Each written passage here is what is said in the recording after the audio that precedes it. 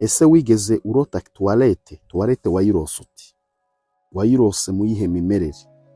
Wigeze kurota tuwarete siri hejuru ku musozi? Wigeze se kurota wibagiwe gufunga umuryango wa tuwarete? Wigeze se kurota tuwarete yasenyutse? Wigeze kurota se tuwarete iri mu rusengero? Wigeze se kurota urota urimo kwibeshya kwinjira mu muryango wa tuwarete? Urugero, tuvuge niba uri umugabo ukibeshya ukarota wibeshye winjiye muri tuwarete z'abagore, zira toyi ziri public, ukibeshya ugashiduka winjiye wenda muri tuwarete zagenewe abagore. Cyangwa se waba uri umugore ukarota wibeshye winjiye muri tuwarete z'abagabo. So ibi bintu byose rero menya ko bifite icyo bivuze. Ntabwo niba warigeze urota tuwarete uko wayirose kose, imimerere yose wayirosemo, menya yuko hari message ikomeye cyane Imana yari irimo iraguha. So Imana ibaha umugisha rero. Uyu munsi tugiye kwinjira mu busobanuro bwo kurota tuwarete. Uyu munsi turavuga ibisobanuro 20 byo kurota tuwarete. Iki ni igice cya gatatu. Igice cya kabiri twarakivuze, igice cya mbere twarakivuze. Niba warigeze kurota tuwarete uzagende ukurikirana ibyo bice byose, kandi nifuza ko utangira izi nzozi zacu kuva zitangiye kugeza zirangiye, kuko hari message Imana yaguhaye, kandi Imana yari guhaye orientation y'uburyo ukwiye gusengamo. Rero wibisuzugura, wibikerensa, kubera ko hari ibintu ushobora gusuzugura ugasanga bitumye amateka y'ubuzima bwawe adahinduka kandi yakagombye kuba yahindutse. Rero Imana kubera ikivugana natwe mu nzozi cyangwa n'ahandi hariho hose, ibigira ngo tugire imyitwarire runaka, swate ibikuriyanta uburyo ukwiye gusengamo, kuko Munyarwanda aravuga ngo ibuye ryagaragaye ntabwo riba rikishisuka. Munyemerero duhere ku nzozi ya mbere, ariko munyemerere manze shimira abantu bose bakoze subscribe. Imana ibaha umugisha. Nawe utarabikora bikore, hanyuma kugira ngo ujye ukomeza kubana natwe no mu biganiro bindi bikurikira. Reka mbasabe iki kintu kimwe kandi, niba utarigeze ukora subscribe, ndakwinginze reka uyikore, hanyuma kandi uzajya ukomeza kubana natwe no mu biganiro bindi by'ubutaha. Wanakanda like, biba bigaragaza yuko wari uri kumwe natwe. Imana ibaha umugisha. Munyemerere rero dusobanure izi nzozi zacu. Reka duhere ku ya mbere. Wigeze kurota tuwarete iri hanze y'inzu? Wigeze urota tuwarete iri hanze y'inzu? So bivuze iki? Bivuze yuko hari ibibazo byo hanze yawe, cyangwa se hari ibibazo bisa naho bikwegereye, ukwiye gusenga kugira ngo Imana ibyigize kure cyangwa se nabivanemo. Nubwo wenda uri mu gihe cy'amahoro, ariko babisobanuye yuko hari ibibazo biri hafi yawe. Ubusobanuro bwa kabiri. Wigeze urota tuwarete ariko ukabona ukurota ya tuwarete ifite umunuko mubi cyane, umunuko ukabije? Wigeze ubirota ufite tuwarete urayirose ariko urose ifite umunuko mubi kabije? Bivuze iki? Bivuze ko hari ibintu bibi biri muri wowe, cyangwa se ko hari ibyaha bikabije biri mu buzima bwawe. Ubusobanuro bwa gatatu. Wigeze kurota se tuwarete idafite umuryango? Bivuze iki? Bivuze ko ubuzima bwawe nta banga bufite. Mu yandi magambo, na privacy iri muri wowe, na private life iri ku buzima bwawe. Ibintu byawe byose biri hanze, n'ibya biri hanze. So rero birashoboka ko ibishobora kubirota mu gihe ubaho mu buzima butabasha kubika ibanga, cyangwa se mu gihe ukunda kuba mu buzima bwo gukunda kwishyira hanze. Hari abantu bakunda kwishyira hanze. Ibi bintu rero nubirota uzamenye ko Uwiteka arimo kukuburira. Wigeze kurota se wubaka tuwarete? Niba warigeze kurota urimo kubaka tuwarete, bisobanura ko hari ibibazo biri mu buzima bwawe, ariko kuri gutegura igisubizo cy'ikibazo runaka, cyangwa niba hari ikibazo runaka yuko kigiye kubonerwa igisubizo, kuko uri muri processes yo gutegura amarembo y'igisubizo cy'icyo kibazo ufite. Ubusobanuro bwa gatanu. Wigeze urota umuntu arimo kugusunika muri tuwarete?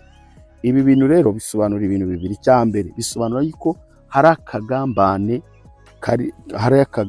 hari umwuka wo kugambanirwa ugiye kukuzaho. Cyangwa se icya kabiri, bigasobanura ko hari umuntu runaka ugiye kuguta mu kibazo, agiye kukuroga, agiye kukwambura umugisha, agiye kukwambura akazi, agiye kukwambura. So nurota umuntu ari gusunika muri tuwarete, umenye ko ari umuntu ushaka kugusunikira ahantu mu bibazo, urimo kugutega imitego.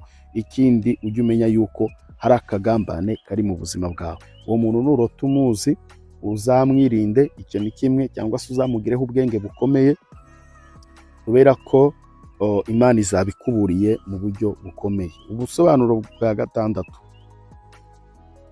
wigeze se urota umuntu arimo kugusohora muri tuwarete? Bivuze iki? Biba bisobanuye yuko nubwo uri mu gihe cy'ibibazo, ariko yuko hari umuntu cyangwa se ko Imana ije kugusohora mu bibazo. Wigeze kurota se tuwarete iri hejuru ku musozi? Niba wigeze urota ukarota tuwarete iri hejuru ku musozi, bavandi, nari nasubiza iki kibazo, munyemere mvuge iki kintu. Tugira amateraniro ya deliverance, amateraniro yo kubohoka. Ni amateraniro Imana irimo gukoreramo ibintu bikomeye. Buri kuwa mbere tugira amasengesho kwirwanaho. Ni amasengesho yo kwirwanaho, ni prayer days, ni prayer, ni umunsi wo gusenga, ni day of prayer, ni umunsi wo gusenga, umunsi w'amasengesho. Umunsi wo kuwa mbere buri muntu wese waje arasenga. So iyo uje udafite gahunda yo gusenga, nta muntu ugusengera. Umunsi wo kuwa mbere turafatanya twese tugasenga, turasenga, buri muntu wese arasenga. N'iki cyumweru twari dufite teme ivuga ngo yo gusengera ibintu bitatu. Icyambere twari dufite teme yo kunyaga imfunguzo z'umudugudu. Hanyuma kabiri dufite twari turi gusengera ibintu bitatu: kunyaga imfunguzo z'umudugudu, gufungirana ibyacaga mu miryango byose bije kuturwanya, haba karande, haba imbaraga mbi, haba abadayimoni, haba abarozi, haba abapfumu, haba imyuka igusenya, haba imbaraga z'ubukene. So twari dufite uwo mukoro wo gufungirana iyo myuka yose, kuko imiryango yacagamo twari tumaze kunyaga imfunguzo zawo z'umudugudu. Hanyuma turangije dusengera ikindi kintu cya gatatu cyo gufungura amarembo y'umugisha, kuko iyo ufite urufunguzo uba ufite ubutware bwo gufungirana ibyo ushaka no gufungurira ibyo ushaka. Rero twari turi muri ayo mavuta, muri iyo teme yo gufungurira ndetse no gufunga. Rero kuwa mbere tuba dufite amasengesho akomeye cyane arimo imbaraga. Hanyuma tugasimbuka umunsi umwe tukaza kuwa gatatu. Kuwa gatatu aba ari amasengesho ya deliverance, ni amasengesho yo kubohoka. So ibirimo kuberamo ntabwo nashyiramo izindi montage, uzaza ubyirebere cyangwa se uzanabikurikirane no kuri YouTube yacu, kuko amateraniro arimo gucaho live. Hanyuma uzabirebe, nubona biri ngombwa kuyazamo uzayazemo. Buri kuwa gatatu haba ari kubera ibintu bikomeye. Imana irimo irabohora abantu mu buryo budasanzwe. Ku munsi wo kuwa gatanu rero ni umunsi wa prophecy, ni umunsi w'ubuhanuzi. Nawe n'Imana nigira iki kubwira uzaza utubwire, ariko ni umunsi Imana ivugana n'abantu bayo. Hanyuma ku munsi wo kuwa gatandatu, umunsi wo kuwa gatandatu ni umunsi wa samedi miracle, ni umunsi w'imirimo n'ibimenyetso ndetse n'ibitangaza. Ufite abarwayi, hari umwuka wa healing. Ntabwo twebwe tureba ku bunini bw'indwara, ntabwo twitaye ngo nuko abaganga bakubwiye ko bidashoboka, ntabwo twitaye kubera ko iyo ndwara iremereye yiswe kanseri, yiswe diabete, yiswe ibyo, ntabwo twe bitureba. Icyo usabwa gukora ni ukuza gusa muri samedi miracle. Umuntu wese waje muri samedi miracle aba yitwaje amazi. Ni amateraniro rero abantu bari kure, nta kibazo rwose, uratwandikira hanyuma tukaguhereza link ukaza ugaterana natwe kuri Zoom. Imana irimo irakora ibintu by'imbaraga, Imana irakora ibintu bidasanzwe mu izina rya Yesu. Dimanche nabwo turaterana, tugaterana ku bantu babishoboye. Imana ibagirire neza, ubuntu bw'Imana bubabeho. Hanyuma reka turebe bwa busobanuro bw'inzozi bwo kurota tuwarete iri hejuru ku musozi. Bivuze iki? Niyo impamvu tugomba gusenga. Biba bisobanura ko hari ikibazo kiri ku buzima bwawe, kandi kugira ngo ubone igisubizo cyacyo, kugera ku gisubizo cyacyo biragoye. Nurota rero tuwarete iri ku musozi, muvandi, ngwino dusenge.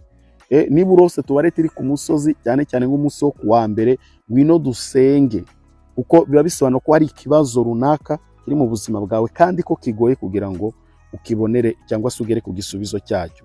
Ubusobanuro bwa munani, kurota tuwarete iri mu ishyamba biba bisobanura ko hari ibibazo runaka biri mu buzima bwawe kandi byihishe. Kurota tuwarete ifunze n'urufunguzo biba bisobanura yuko hari amabanga akomeye.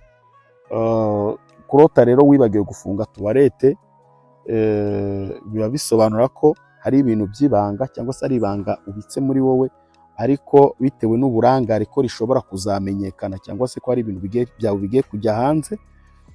Hanyuma reka turebe ubusobanuro bwa 11. Kurata tuwarete yasenyutse cyangwa se yamenetse, izi cyane cyane zo mu nzu, biba bisobanuye ko hari ikibazo cyo gutakaza igenzura ry'ubuzima bwawe. Ari ukuntu umuntu aba yatakaje igenzura ry'ubuzima bwe. Urugero, ari ukuntu umuntu abanywa inzoga akaba nubwo yananiwe kuzivaho ariko wenda anywa rimwe, ariko noneho bikarangira atakaje kontrole kugera ku rwego nawe ubwe adashobora kwirimita, adashobora kumenya ubwishi bw'inzoga cyangwa se no kuzinywa, kubihagarika. Ataribona icupa rimwe, ataribona agata umutwe. Ibyo bivuze ko ugeze ku rwego utakibasha kwikontorora. Abantu ngo banyweye amatabi ngo avuga ko ngo atarara atanyweye itabi. Umuntu wamenyereye gusambana ngo ntiyamara ukwezi adasambanye. So rero uba uri kuri rwa rwego warangije gutakaza kugenzura imikorere y'ubuzima bwawe. Kandi niyo mpamvu ukeneye deliverance. Ntabwo umubiri, ntabwo ubuzima bwawe, ntabwo ibitekerezo byawe bikwiye kugutegeka, wewe ukwiye kubutegeka. Mu rugero wabibuzeho ubugenzuzi, wabibuzeho ubutware, biba bisobanura ko ufite ikibazo ukwiye gusenga. Reka turebe ubusobanuro bwa 12. Wigeze kurota se urimo kwihanagura muri tuwarete? Uri muri tuwarete urangije kwituma urihanaguye, biba bisobanura ibintu bibiri. Bivuze ko uri mu buzima bwo kwezwa, icyo ni kimwe. Kabiri, biba bisobanura nanone ko urimo gushaka kugerageza cyangwa kwinjira mu gihe cyo kugerageza gukosora amakosa wakoze. Ubusobanuro bwa 13, kurota wambaye ubusa muri tuwarete biba bivuze kuri mu gihe cy'intege nke ukwiye gusenga. Kurota tuwarete yuzuye imyanda biba bisobanura ko ufite ibitekerezo bibi kandi byinshi. Kurota tuwarete itagira amazi biba bisobanura ko uri mu gihe cyangwa se uri mu buzima bwo kubura igisubizo cy'ibyo uri kwirukamo. Ubusobanuro bwa 16, kurota tuwarete isohora amazi menshi biba bisobanura gusohora ibibazo, gusohoka kw'ibibazo byinshi byari biri muri wowe. Hanyuma ubusobanuro bwa 17, kurota wibeshya ukinjira mu muryango wa tuwarete yaba igitsina gitandukanye. Ibi numva mwitangira nabivuze. urose uri umugore ariko urose wibeshye ku muryango winjira muri tuwarete y'abagabo, cyangwa se uri umugabo urose wibeshya ukinjira ahantu muri tuwarete itakugenewe y'igitsina runaka gitandukanye n'icyawe. Ibyo biba bivuze iki rero? Bivuze ko ukwiye kuva mu bintu urimo, kuko uba uri wa muntu ukunda kwivanga mu bintu bitakureba. So Imana ibi biragusinyara ko we gusenga ndetse no kuva mu buzima bwo kwivanga mu bitakureba. Ukwiye kureka kwivanga, ukwiye kuva mu by'urimo ukareka kwivanga mu buzima bw'ibitakureba. Reka turebe ubusobanuro bwa 18. Kurota tuwarete iri mu rusengero. Kurota tuwarete iri mu rusengero bisobanura iki? Biba bisobanura yuko amarangamutima yawe cyangwa se ubuzima bwawe bw'umwuka ko bwangijwe cyangwa se ko bwahumanye. So kurota tuwarete iri mu kazi yaho ukorera bivuze iki? Biba bisobanura ko hari ibibazo byinshi mu kazi. Kurota tuwarete iri mu ishuri, kurota tuwarete iri ku ishuri cyangwa se mu ishuri, ibi biba bisobanuye ko hari ibibazo byinshi cyane mu bijyanye n'imyigire cyangwa se mu bijyanye n'ubumenyi ufite. Imana ibaho umugisha. Nari kumwe na Pastor Theogene, Pastor Musafiri Theogene. Imana ibaho umugisha, ineza y'Imana ibabeho.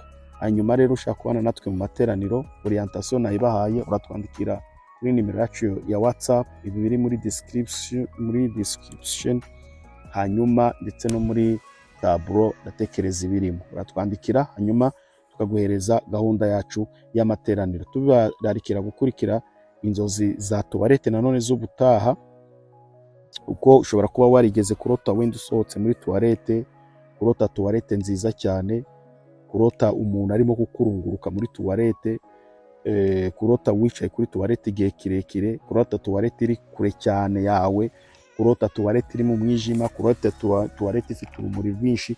Ibyo byose rero ni izindi nzozi tuzavugaho ubutaha. Ubutaha tuzavuga mu bintu bike byo kurota tuwarete. Imana ibahe umugisha, ineza y'Imana ibabeho, ndabakunda, Imana ikabakunda cyane kurushaho. Shalom.